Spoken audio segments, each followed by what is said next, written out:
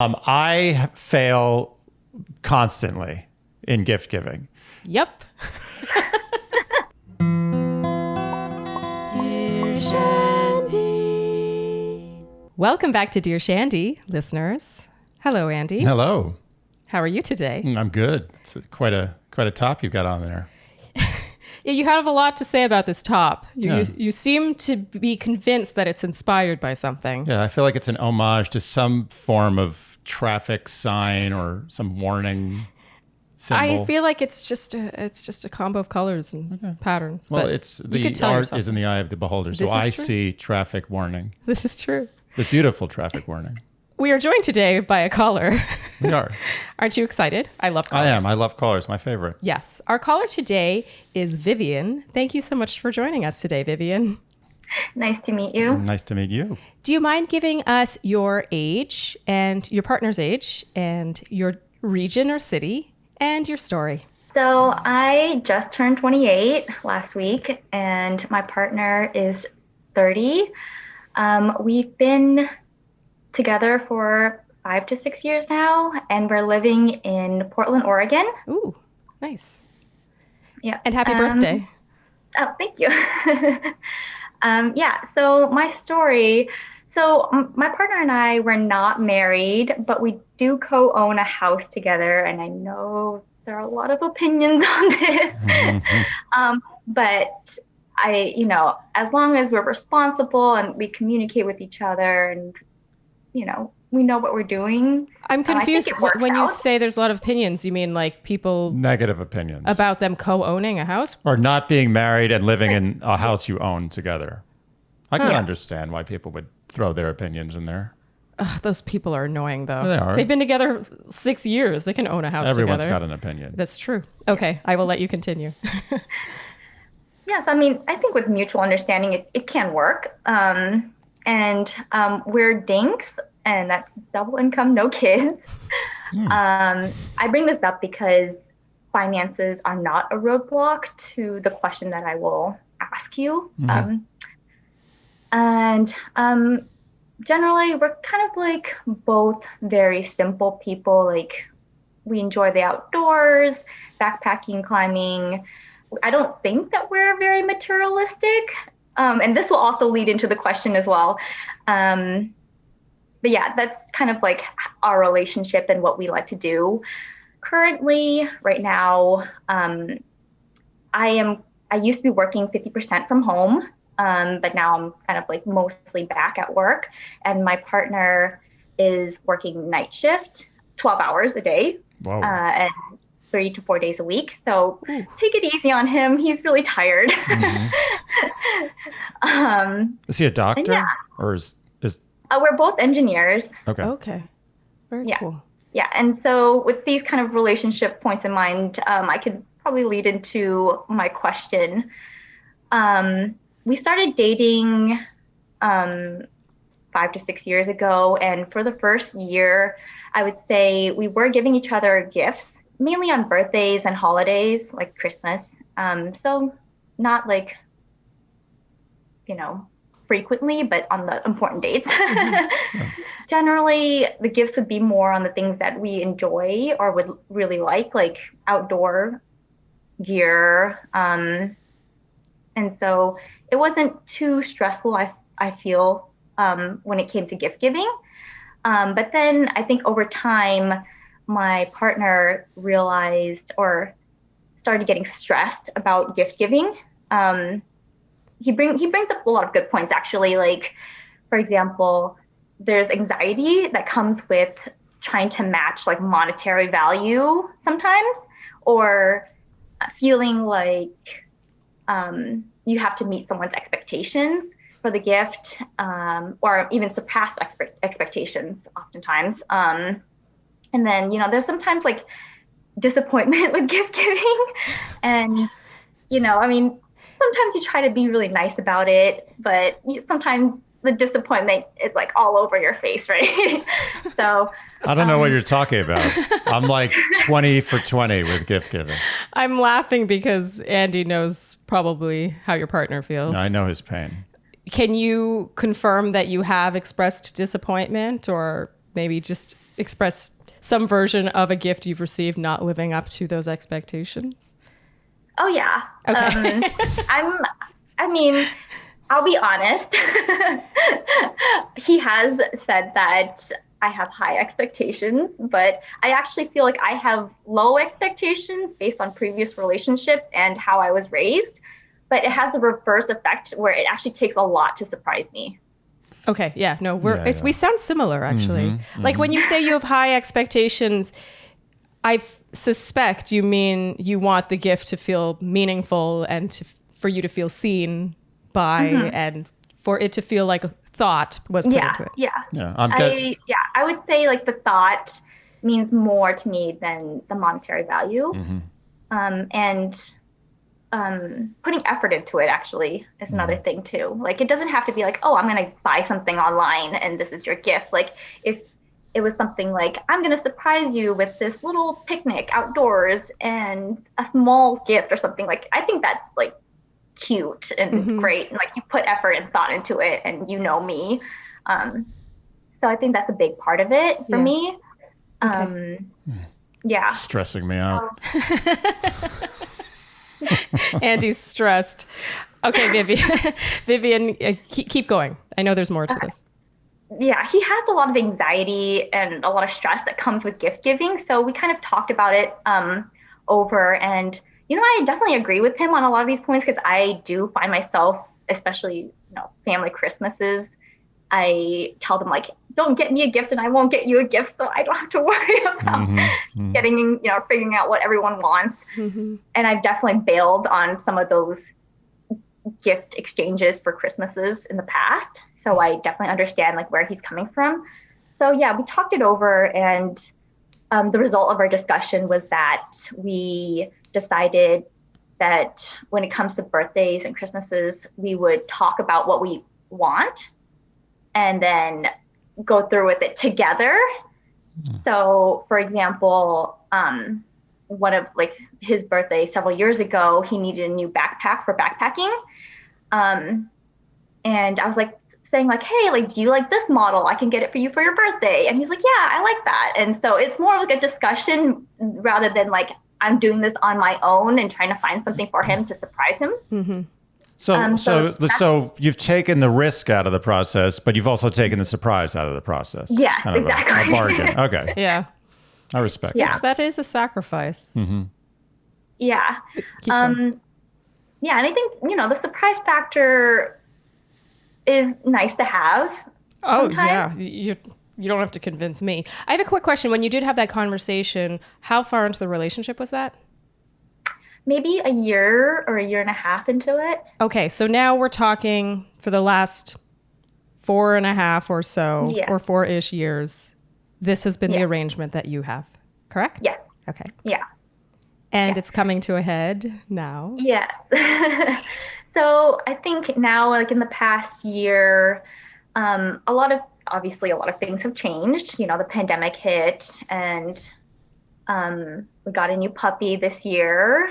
So it's been a lot of work and very stressful. And especially with his job, he's working night shift. I find myself doing a lot of the stuff like around the house, like buying groceries, cleaning up, cooking, taking care of the puppy. And what are your hours of working? My hours are regular, like 9 to 5. Okay. So it's a little bit more flexible and but still full time. Yeah. Yes. Yeah. Worth It mentioning. is a full-time job and engineering can be quite stressful. So, I tend to take on more than I can handle sometimes. I'm kind of an overachiever.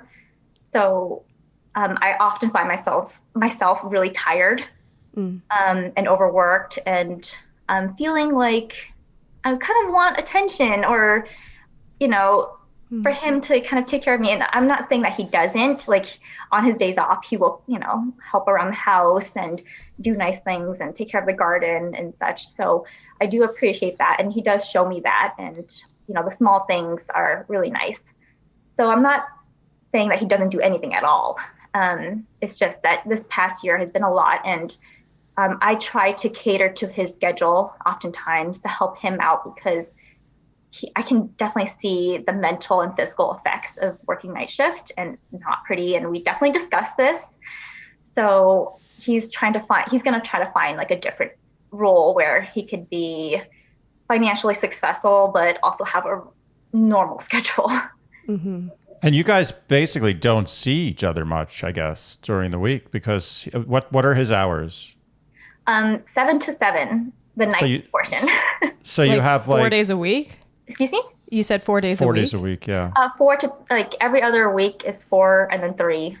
Oh, okay. Ooh. So those days pretty much you don't see each other. Or if you do, it's just we in only passing. see each other for dinner and in the morning when I'm going off to work and he's coming home. Okay.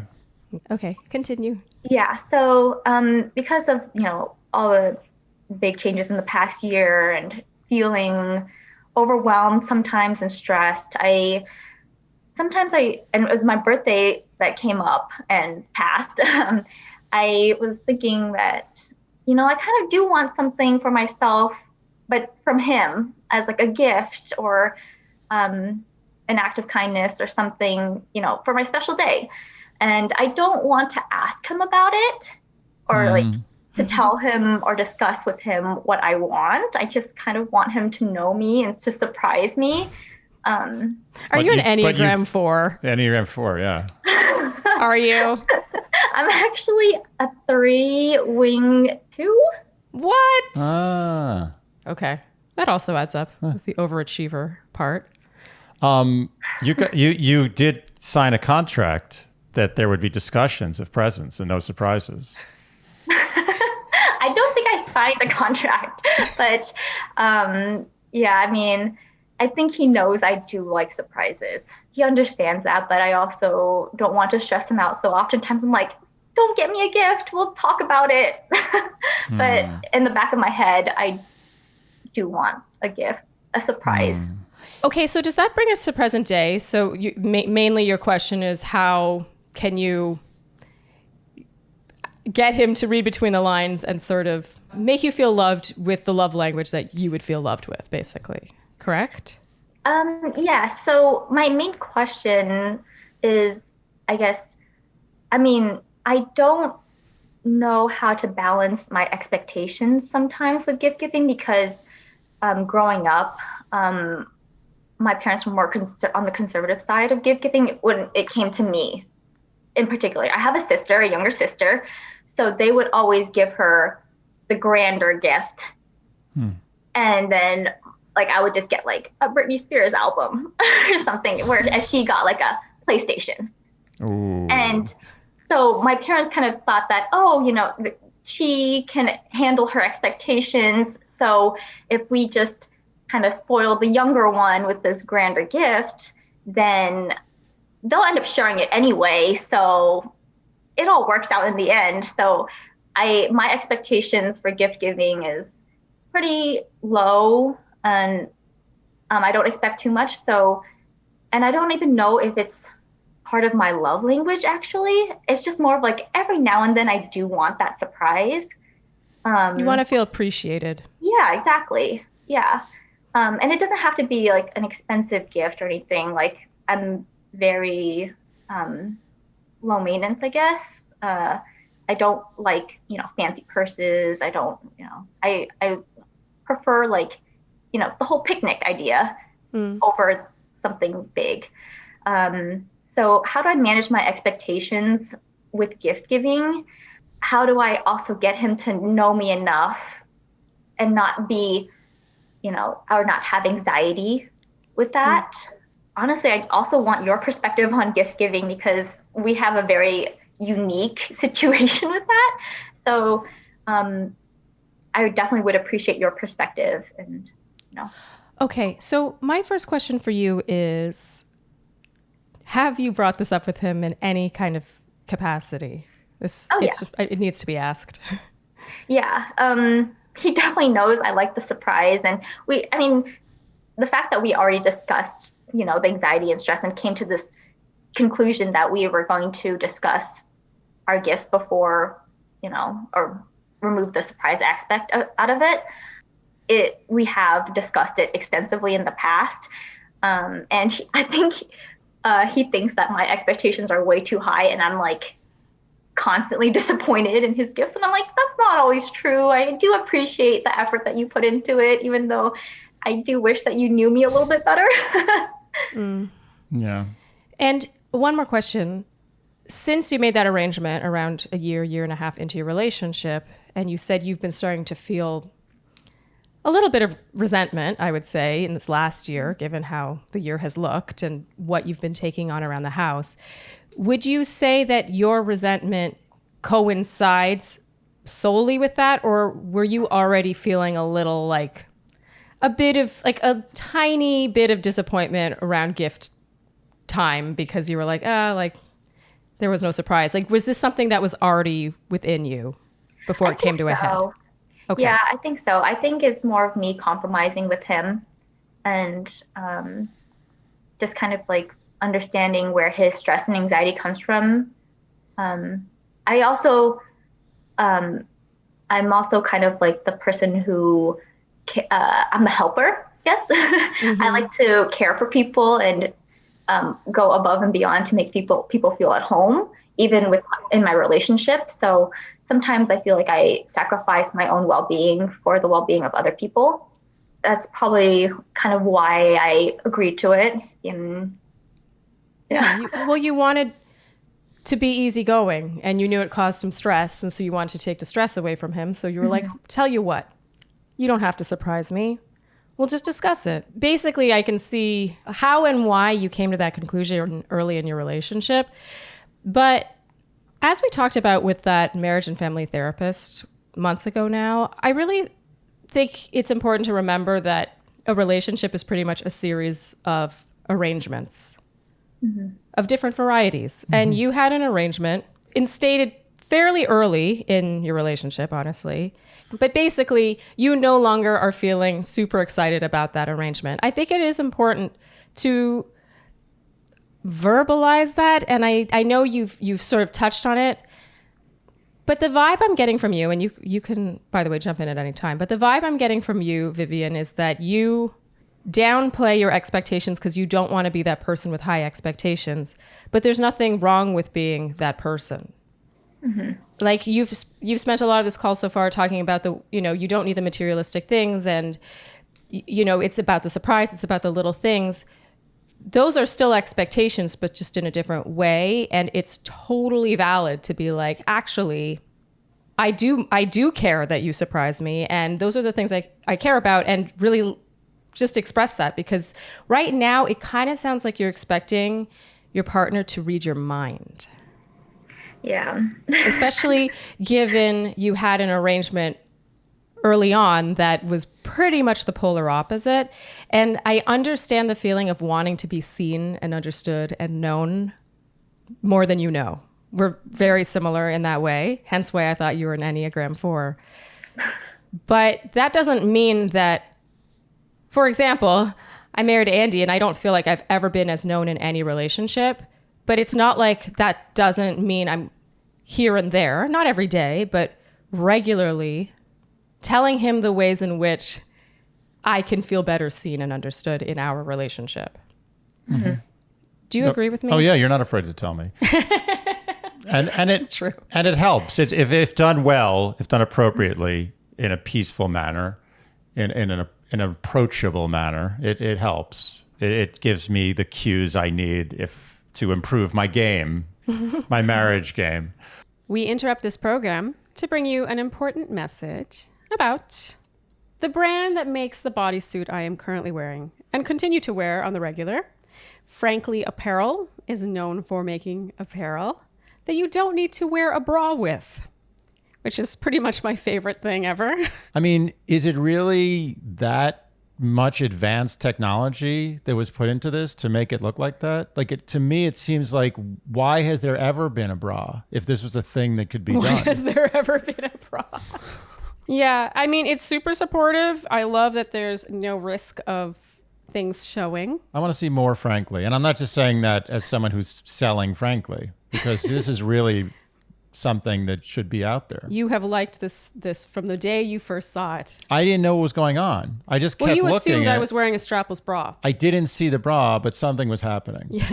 The founders of Frankly are Shandies and have been since the very beginning. And yeah, you would be supporting a small business, a woman-owned business, and their stuff really does just fit so great. And I love not having to wear a bra with it. It's a win-win-win-win-win. If I were a woman, there's no question that I would wear Frankly. Yeah. I would wear Frankly the same way I wear a white V. What? Yeah, you absolutely would. Yeah. My white V is your Frankly. If you two are interested in supporting the girls without wearing a bra, the best combo, go to franklyapparel.com/Shandy and use the code Shandy for $15 off your first purchase. So again, that's franklyapparel.com/Shandy. FRANKLY apparel.com/Shandy. But my questions for you are several. The first one, I want to know how you approach him in these conversations and how he responds, and try to give me the most like caricature response and delivery. Like, I don't want this to be a huge explanation. Just what's your general tone and style of bringing this up, and what's his go-to response? I'm generally more on like the passive aggressive. Yeah, my favorite. The best. I love it when someone can admit that. It's super passive. It's very unpassive aggressive to admit you're passive aggressive. It is true. You can't be that passive aggressive if you can admit it. Yeah, totally. Yeah. I mean, he's definitely told me that too. So passive aggression is your go-to in these conversations. Okay. And what is his response generally? There's several, I mean, like I could give you some examples. Like, is it like, I just try so hard and it's never enough? It's more like this like reactive, like, I'm so sick of this conversation. Or is it more like, I'll try better? Which bucket does that fall into? He is actually he's pretty direct. I feel like, he'll be like, okay, let's like talk about this. So that's where that's how we lead into the discussion part. So there's not this sort of reactive disappointment. It's more, he's always just like, oh, really? Like, let's chat. Let's figure this out. But he would definitely he would bring up like how he feels about it. Like, he's very open about that, like with the stress and anxiety, not living up to expectations. He's very direct about that. And I can appreciate him for being honest. So he doesn't really shy away, and he's not, reactive. He's more defensive. That's good. Defensive. Yeah, that's a good word. Does it ever escalate to fight territory? No, because I tend to like diffuse go the back. situation. Okay. Yeah. But along that question, does he get to the point where he's ready to fight and you go back, or is it more of just you sense the temperature rising like the tiny bit and you sit back? No, I think he's the type 9, the peacemaker, I guess. Oh. Is that type the 9? ideal type? He's on top of her Enneagram. So he's very chill. Like, he's not aggressive at all. So he wants us to be in a good place. Your relationship, compare it, like, is it getting better? Is it kind of plateaued and good? Is it like, what's the status of in your opinion, your relationship? I think we're at a good place. I mean, we own a house. We look at it as if we're basically married. Right. I think you legally might be, actually. Whether you like it or sorry not. to say. Yeah. I wouldn't say this is like a huge problem in our relationship. It's just more of like, because my birthday was coming up and this past year has been hard for everyone. These kind of feelings of like wanting to feel appreciated, wanting to feel seen, this kind of came up with my birthday. And actually, I do have an update on that since it was last week. Happy birthday. Thank you. Surprise. You're on a podcast. Yeah. So probably a day or two after I sent the email, I was in the garage and I see this, we're doing some work in the garage, so it's like a mess right now. And I see this box, and I don't know why I didn't see it before. It's probably because of the mess. And I look at the label and I was like, oh, this is my birthday gift. And I know exactly what it is. Uh-oh. So he did go through the effort of trying to surprise me. But it was more outdoor gear, and it was something that we had discussed before as well. We had discussed like, oh, let's try paddleboarding. I think that would be really good and fun for our off days when we're tired of hiking or climbing. So we actually discussed this, and he went ahead and got paddleboards for my birthday. That's super sweet. Yeah, it is. Yeah, and I thought that was, I really appreciated the thought and him for listening and knowing me. So it was nice, but it also kind of like stemmed from a discussion as well. Mm-hmm. So I wasn't like that surprised. Yeah, it was framed as a surprise, but really the item itself was not a surprise. You had had a full conversation about it. Yeah. Okay, I would love for you to give me an example of something in that box that you would have been genuinely excited about and not disappointed by. Oh, I was genuinely excited about it. I was like, let's take it out like before my birthday. But I didn't need something like that big or expensive. I would have been fine with like, even if it was like a small road trip somewhere. Okay, so it really is the surprise factor here that I'm also getting the feeling that you're more of an experience gift person than a physical gift person. Yeah, I am. I think that's my love language. I like the quality time and experiences together. So I think my ideal gift would be like, if it was a grand gift on the grander scale of things, like a spontaneous trip would be my ideal gift. And you've told him this though. Oh yeah. And he explained it to me in the sense that he doesn't want me to be disappointed in where we go, because he wants me to decide on where we go. Okay. I have a couple questions. Okay. A couple questions here. Yeah, I have a couple questions based on that too. Has he, okay, start 3 questions. Don't let me forget. I have 3. I've always say 2 and then I forget the third. The third's the most important. So first question, has he ever surprised you with an experience gift where you're like, this is not right? No, he has never taken that risk. Really? Wow. Okay. What would give me an experience that you would like? Honestly, just anything outdoors. I love the outdoors. We both enjoy it together. I think Sorry, okay, that was the least important question. That's why I'm cutting you off. Have you ever point blank asked him, like, it would be great, or not asked him, made a passive aggressive comment? It would be great. It would be so great to go to this place or to go do this thing, or, oh, I'm so jealous of these people who are doing this thing. Like, have you ever dropped a really heavy-handed hint like that? I actually have. One of my friends took his girlfriend to a spontaneous trip to Patagonia to propose to her. And I love the idea. When I say spontaneous, it was definitely a surprise because they were planning a road trip. And then as soon as they got or about to get on the freeway, he turned towards the airport and told her they're flying to Patagonia. Oh, that's pretty cute. I could see how excited you're getting. Yeah, and I thought that was like, that kind of surprise is something that I would love. It doesn't have to be on that scale, obviously, but I definitely brought this up, and he said, "No, I'm not going to take that risk because what if you just end up hating where we go?" Yeah, I totally get that. He's an engineer. He's a very pragmatic, exact person. He's not going to make this whole grand plan, book hotels, flights, find activities to do in the location, research location, and then do it and have you be like, you missed. He'd much rather get you a paddle or a tent or something. Sorry, those are the only 2 outdoor things I could think of. You had a third question. Thank you. Thank you very much. You're welcome. This is less of a question and more of a statement about my experience with my lovely wife. I fail constantly in gift giving. Yep. Thank you. It's a thing we openly talk about. Yeah. It happens all the time. It's not where we mesh.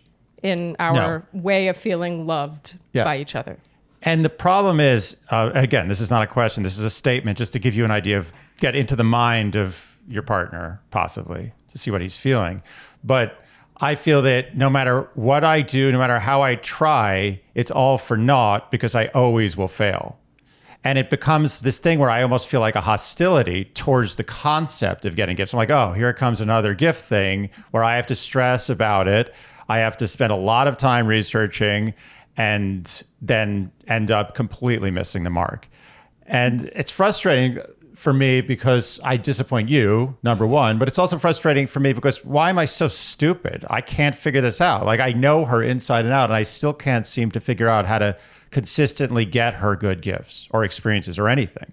So I know his pain, and it has nothing to do with how much he loves you or cares about you or wants to make you happy. Zero. I could just tell you guys have a good thing, but you have to appreciate the amount of stress because you have made it abundantly clear, passive aggressively, passively, subconsciously, whatever you want to call it, that this is something that means a lot to you and you really would like it to work once in a while. The pressure on him is more than you think. And that pressure can sometimes work against it because he's not, it's like, for example, like if you have a big, you have some big speech, you have to give a public speaking engagement and you've never done it before and someone's stressing you out. They're like, you got to do this well. Don't screw it up. You got to do it well. And you're going to screw it up, right? So he's under like performance anxiety for this stuff. So I think a lot of it is unfortunately, he's the type of person who stresses out about making the perfect gift, therefore backs off and takes the safe route. And you're the type of person who kind of, in your own way, demands these perfect, exciting surprises as gifts. So it's a bad combination, unfortunately. And I think the way to get around this is to be a little more heavy-handed, but at the same time, much more warm about it. So I would say the strategy I would take if I were you would be to bring it up, drop extremely heavy hints, almost to the point of like, this is kind of what I want to do, but do it in with the most warmth you can possibly give to him. So like the most tender, comforting approach, as opposed to any sort of passive aggressive approach, which I totally respect, but in this case, I don't think is the right way to do it. I agree. I don't know if the passive aggression is going to inspire him to want to meet you at that point. Mm-hmm. I know that it wouldn't for me, even if I felt like the thing that was being asked of me was something that I could feasibly achieve. Yeah, there's a reason why passive aggression does not have a very positive connotation. Yeah. Because what it does is if Charlene's passive aggressive with me about gift giving, which she's generally not, but once in a while. I'm just straight up. She's pretty much aggressive. But the passive aggressive approach would make me sort of resent the process. And I think that he's getting to the point, and it has nothing to do with the way he feels about you. I feel very confident that you guys have a good thing. Mm-hmm. I think he's resenting the process. It brings up negative feelings within him every time one of these events approaches. Mm-hmm. I think another thing worth mentioning, and this I remember from your email, was you had mentioned that all the trips that you guys have done together, you have completely planned on your own. Yes. And I remember you saying like, everything, like choosing where you go, how you're going to get there, where you're going to stay, the activities you do while you're there, correct? Mm-hmm. Yeah. I think that's relevant here because he hasn't had to really flex that muscle. Mm-hmm. And for what it's worth, not everyone has that muscle to begin with. I don't think everyone is a travel planner. I agree, but I learned how to do it. I just learned how to do it. Yeah, but what I'm saying is I think that's also, we are taking into consideration his extremely difficult and stressful work situation. Mm-hmm. I think that you could consider it like a really mild handicap as well. Sure. Not everyone has the interest to seek it out. It's one thing to be told you're going and you're like, sweet, I'm going on a trip that's been completely planned for me. It's another thing to go to TripAdvisor and go to hotels.com and actually figure out the logistics of all those things. Not everyone has that skill. And so I just feel like that's another thing to bear in mind is to kind of almost help him with the skills it would take to get to that point, because it can be extremely daunting to someone who Definitely doesn't do that and never has, and maybe doesn't really necessarily have the interest to. And along those lines, I think you should lower your expectations like drastically. I mean, we're talking, you can't even, they're so low that it's a new category of low. And let him train into it. You should really tell him, no matter what you plan, I don't care what it is, I'm going to be happy. I'm going to be happy. So just feel no stress, no pressure, do anything you want. I just want it to be an experience. That's it. And I promise you, you will never till the day I die hear any negative word about what you did. That's the way to do it, because he needs to train into it. And if he does, even if he'll do something and it'll be fine. It probably won't be that great. It'll be fine. And you give him that positive reinforcement, he's going to get the encouragement to be like, oh, you know what? I got this. Like, I'm going to do it even more extravagant this time, or more interesting, or a little riskier. What you're touching on, sorry, I interrupted you. Finish what you were going to say. That's all. That's it. What you're touching on is something I feel like I've mentioned before on this podcast, but the mutual training that is involved in a functional and healthy relationship. And you have trained him from 1.5 years in to about now, so 5 to 6 years, that, completely discussing those gifts and deciding that, a backpack is great, and knowing which backpack it is, and he's come to think that that's the language that you guys speak. This is going to take time. It's going to take more than just one birthday to get back together, because you're pretty much now saying, like I said, the agreement thing. It's like, actually, I want this other agreement. And what's really tricky is you being able to make that transition without making him feel like the reason is because he's been sucking for the last 4 years or whatever. So I think it's important that it feels like, actually, I want to have this new chapter of how we express our love for each other in this relationship. I know it sounds cheesy as hell, but like Andy said, I think a lot of this is about positive reinforcement and a lot of mutual training. Like, if you imagine, like your puppy, you're training each other constantly in a relationship. This is an ongoing thing. We can both attest to that. A lot of training is positive reinforcement. And therefore, like Andy said, it's really imperative that you don't show disappointment needlessly. Like, if it's like, I'm not saying lie, but I do think that expressing the ways in which it's a disappointment is not exactly inspiring, especially for someone for whom there's already major anxiety. Builds on that, as I spoke about, the resentment of the process. Yeah. And that's becomes insidious. That's a degenerative feeling. It doesn't get better. So I would say drop the heavy hints, be extremely caring. Think about, like, are you going to tell your Aussie Shepherd to like don't shit on the carpet? We don't do that in this house. Like, that's not how you train. It's going to take an enormous amount of, all that stuff. Yeah, you have and to that's how you have to applaud the Aussie Shepherd when it does the dump outside. Right. You don't. Yeah. Look, you don't rub his face in the shit. That's not how you do it. Don't rub your partner's face in the shit when he takes you to a terrible experience. Just be like, oh, it's good. I like this. We can do better next time. But don't tell him that. We interrupt this program to bring you an important message about your derriere. What products are you talking about? Not What could we possibly be talking about? All right. Hello, Tushy. Hello, Tushy. We've said it before. We'll say it again. If you don't have a Hello Tushy bidet, then you are living in the Middle Ages. Yes. Or the Dark Ages. Yeah. Because the Middle Ages had some forms of plumbing and stuff. We're talking Dark Ages. Yes. You are using paper that's dry to clean a place that needs an enormous amount of attention. Mm-hmm. And certainly water. You think? Yeah. You think a little water would do? Huh? A little Just a little water? Yeah. Really? It's truly archaic to not have water spraying in that area. If you have not heard us discuss the Hello Tushy bidet before, it is a bidet that you affix to your existing toilet without any special plumbing. And just for those who aren't familiar with what a bidet is, just to be absolutely clear, we are talking about a gentle stream of water that is thrust in your nether region. Yes. Right where it is needed. Everyone should know what a bidet is. But it does have a bad rap for some reason. Because again, people are uncomfortable with the bathroom situation. And the irony is the thing they're uncomfortable with is the thing that the Hello Tushy bidet gets rid of. Yeah. Totally true. Humans.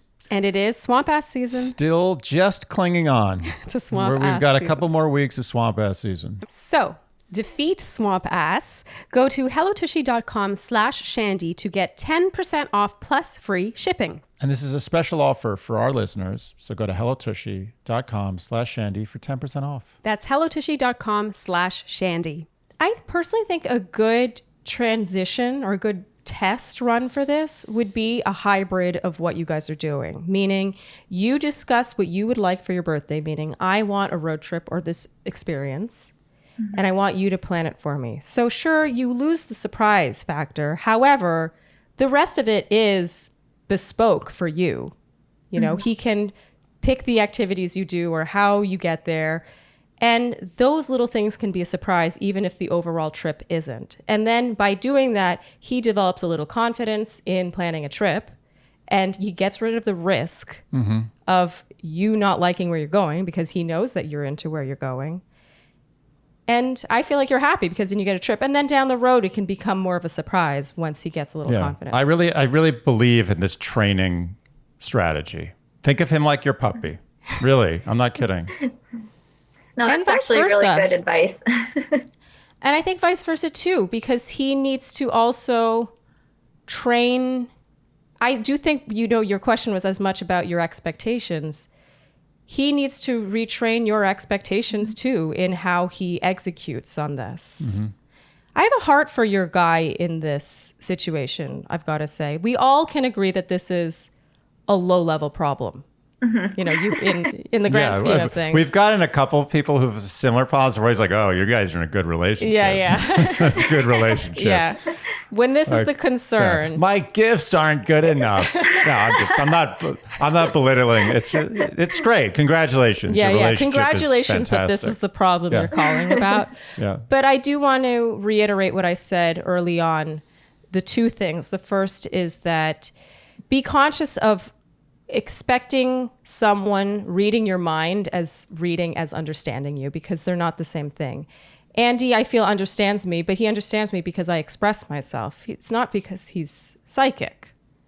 So I am not psychic. Yeah, no, you definitely are not psychic. So I just implore you to separate those two and realize that him not reading your mind does not mean he doesn't understand you. Yeah. They're not the same thing.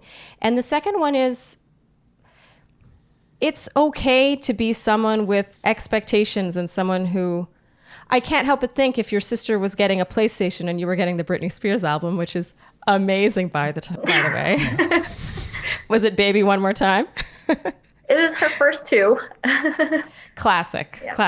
But I can't help but wonder, and I don't know, maybe it's because there was some weird family dynamic, but I can't help but wonder if you wanted to be the person who is low maintenance and emanated to the world and let your parents know that you didn't care about a PlayStation, even though secretly you might have, or might have at least cared about a gift that seemed as grand as a PlayStation.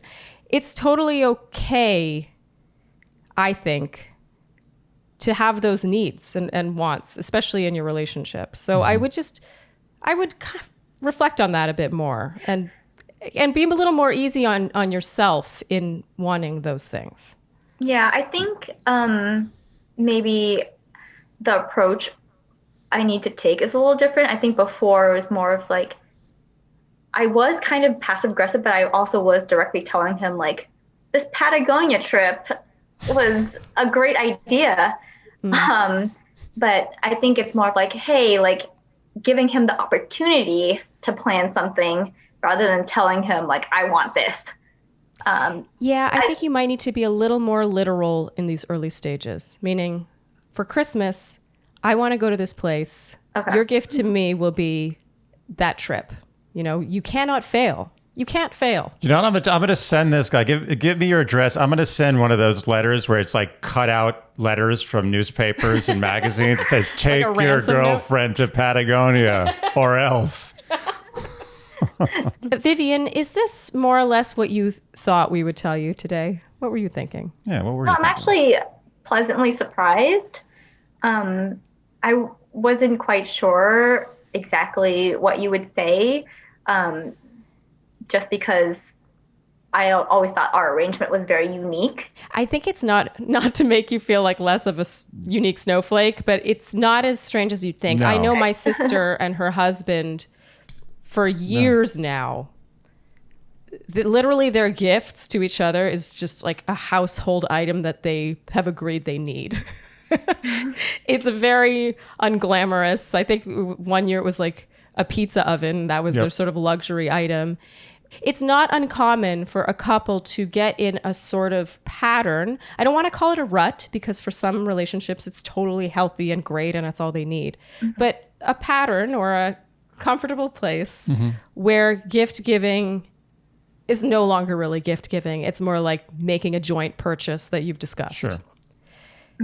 And if that's not the relationship you want, continue to make that abundantly clear because that will take training to get out of what has been now many years of. Yeah. I hope this was helpful, Vivian. Were you worried we were going to tell you to break up with him? I feel very confident in my relationship. So. Were you? I feel like you thought we were kidding. going to go harder on him or hard on him at all. No? I don't think you were gonna go hard on him. What were you expecting us to say then? I'm genuinely curious. Because I think my perception of other people's relationships are that gift giving is a love language in a lot of in common relationships where Valentine's Day, you're getting flowers, chocolates, the teddy bear. And I'm like, I never do any of that. So that's also what society's telling you. Yeah. Because Andy literally has never given me a single bouquet of flowers. The last ever. time I gave someone roses on Valentine's Day, literally, I'm talking like I was in my early 20s. Yeah, I think that maybe people are talking about it a lot, but I don't know if it's as common as you might think. Okay. Yeah, I think just like seeing like other people's relationships, like the whole Patagonia trip or, the planned engagement or like, the spontaneous or grand engagements that you see On Instagram? on Instagram or just like from my friends and such. Yeah. But also an engagement is not It's different, yeah. just a Christmas gift. Yeah, It's he's not. got to nail the engagement. That's a different story, yeah. which we've had that as well, that caller. That's a different story. But just remember that you may see some examples of people giving great, perfect gifts to their partners, but trust me, 9 out of 10 are failing over and over again. Or if they're not failing at that, they're failing in other ways. Right. Be happy that you get, a paddle instead of worrying about, him with like some mistress, instead of like, oh, he's working the night shift. Oh, he's not working the night shift. He's working at night, but it's not the night shift. He always has to go dark. I'm just saying, she's got a good relationship. Yeah, Should you be do have a happy. good relationship. Count your blessings. Yes, that's what matters here by far. Yeah. Yeah. And you know that. We know that you know that. Yes. I just want to remind you. Yes. Yeah. But a softer approach, and I think you're going to give it a couple years. You'll get him to where you need him. Yeah. Yeah. And have the conversation. This is where I want to go. Make it abundantly clear. Because the risk is what causes him the anxiety. Yeah. And the surprise is what would make you feel loved. It's a vicious cycle. It's a long-term project. Yeah. Enjoy Vivian, it. I hope that helped. It does. It does. Do you have any other? I want to ask you, Sharleen, how do you approach it with Andy? Like specifically. Yeah. How do you approach it with Andy? Well, I do think that we fall somewhere on the spectrum of being one of those couples that sort of has an agreement that, and I would say ours is a little more case by case. Like this past Christmas, we were in a pandemic and we were both just feeling down and not like we needed anything for Christmas and just sort of stressed, and we had all sorts of anxiety. And so we just agreed to make a little trip upstate and stay in a cabin in the woods for a couple of days. And that was our gift to each other, to ourselves as a couple. And it was a full conversation. It was not a surprise. Had it been a surprise, I would have loved that, but it's not how it came to pass. And in the grand scheme of things, big deal. Like we had a lovely time. We felt mutually loved on this little getaway. was a little getaway. But an example that might be a little more relevant to your question, I think. This just happened on Saturday, didn't it? We walked past this cute little jewelry boutique that I always think is cute and interesting. And I told Andy, I was like, you never get me jewelry. And he's like, well, why should I bother? I always fail. You hate everything I get you. I did say that. And I was like, well, it's still the effort. Like, you just even attempting it is sweet, even if I end up exchanging it for something I do like. Mm-hmm. And I told him I want to feel appreciated and like a woman. Yeah. And Andy thought that was the cutest thing ever. He's like, you want to feel like a woman. But I do think that the message, you got it. Oh, yeah. There's your birthday's coming up, and there's going to be some terrible jewelry in your birthday. But I would say, yeah, just be super direct. And it doesn't sound like you haven't been, for what it's worth. But I do think that get rid of the passive part. Mm-hmm. Yeah. There is one, Sharleen does a beautiful Canadian passive aggressive. It's always the same passive aggressive line you use. Oh, really? What do I do? I love it.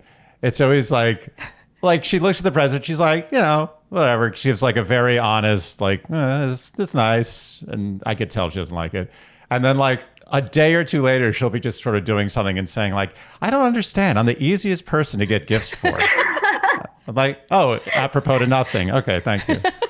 Anyway. Well, for what it's worth, she's not. My whole family thinks I'm impossible to buy for. And I am a bit like you in that I'm like, I don't understand. I think I'm so easy to buy for, but no one else seems to think so. You know what it's like? It's like, this analogy, we'll close with this, of wanting good gifts and not getting them from your partner who you think knows you inside and out. It's like, have you ever played one of those games where someone's blindfolded and you're trying to guide them somewhere? Even if you haven't, you know what that experience is. It's like on Survivor. Right. And it's like you can see and they're totally blindfolded. And you're like, you idiot, just go there. It's so easy. Just walk there. And your brain can't sort of correlate that they completely can't see and they have no idea where they are. But you can see so clearly. And that's the way I see this, is that you can see exactly what I should be getting you, and I have no clue. Even though I love you, and I want you to succeed, and you want me to succeed. Yeah. It's the sighted guiding the blind, is what I'm trying to say. And you have to have some compassion for the person who can't see. I'm glad I got an Andy analogy. Yeah, I stuffed one there right at the end. Wasn't one of my best, but I don't know. I was pretty into that. You're into that? Yeah. Okay, good. And plus, Gabby enjoyed the Survivor reference. Oh, nice. Yeah. Success. Vivian, do you have any other questions? I think that's it. I definitely have to change my approach to it, and I will keep you updated on how things go. Please do. I'm genuinely curious to know how this works out. Me too. Yeah. And in the beginning, it's just going to be holding his hand with that blindfold on. Yep. And down the road, maybe he can find his way on his own. He'll find his way. And let me know if you want that ransom letter.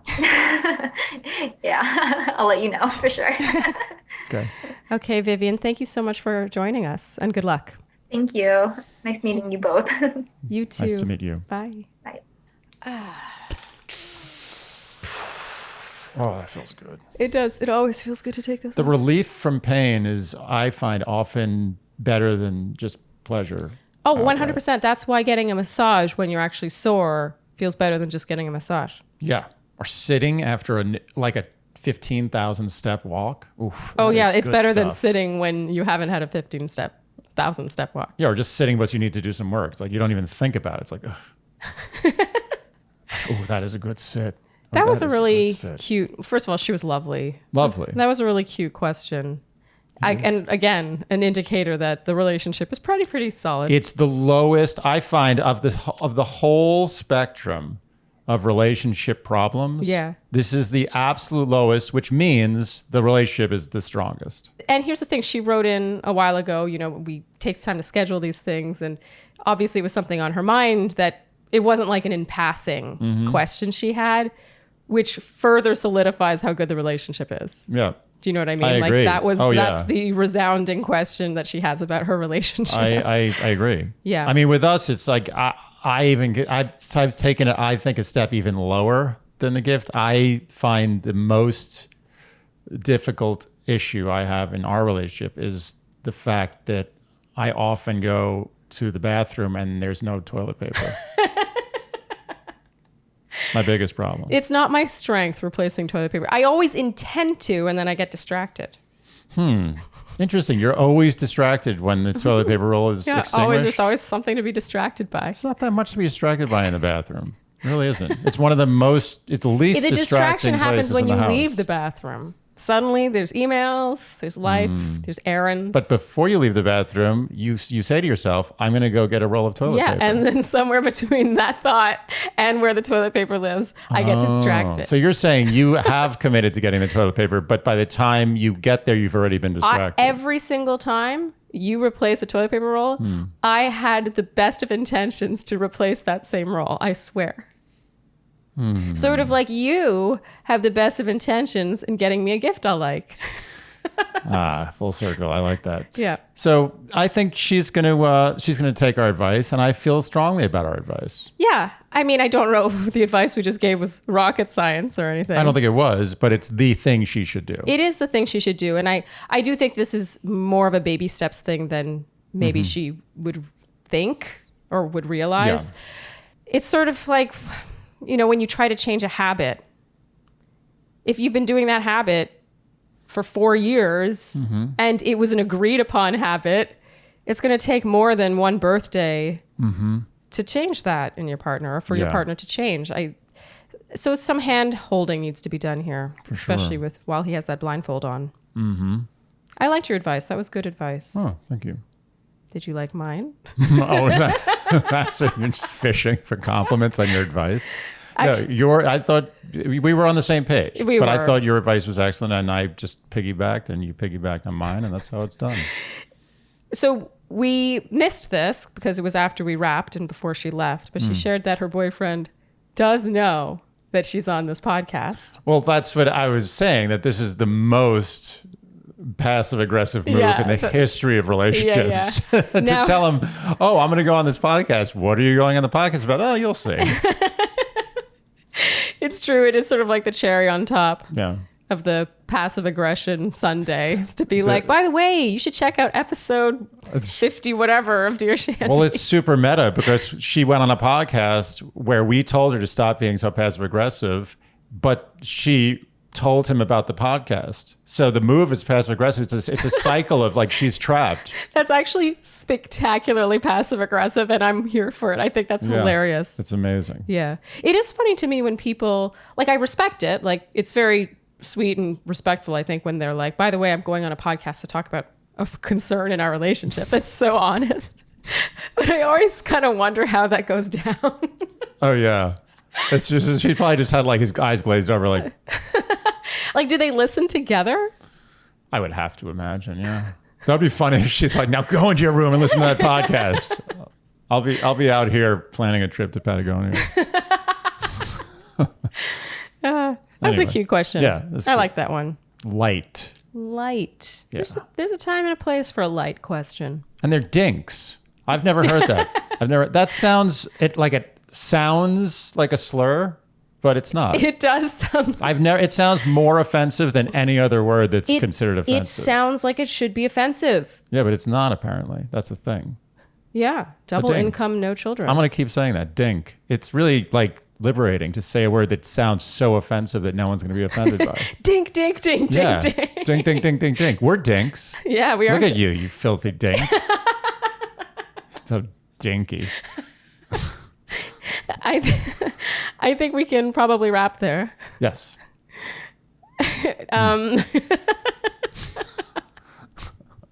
You filthy dink. It works. Feels good, right? It does feel good. I feel liberated for sure. If you enjoyed what you heard today, you know what we're going to ask of you. You can like, subscribe, hit the notification bell, follow us on Instagram, tell your friends, and leave us iTunes reviews and ratings, and generally do all the things you would do to support a podcast you enjoy. And on that note, I think that's a wrap for this caller episode. Thank you guys so much for tuning in, and we'll see you next time on Dear Shandy. Bye. Dear Shandy.